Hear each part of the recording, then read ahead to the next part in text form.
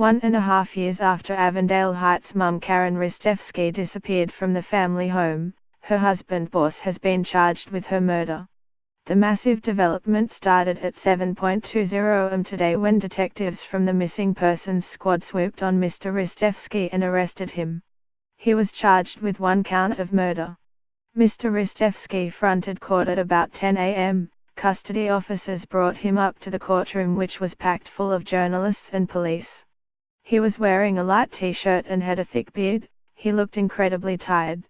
He didn't speak and only nodded as the magistrate spoke to him and as high-profile criminal lawyer Rob Sterry whispered to him in the dock.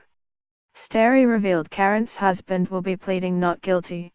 Mr. Ristevski fronted media in the days after Ms. Ristevski vanished on June 29, 2016, and said they'd had an argument about money and she'd gone for a walk to clear her head.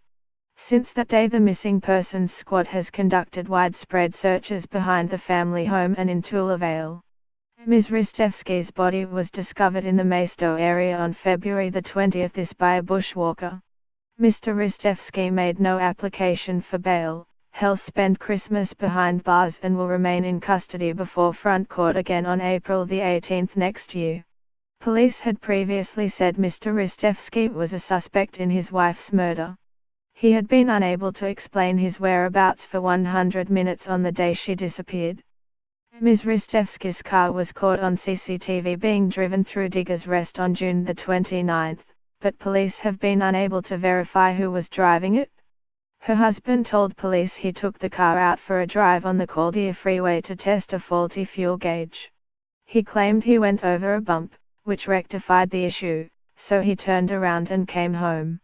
Mr. Ristevski has vehemently denied any involvement in his wife's death. Copyright 9 Digital Proprietary Limited 2017.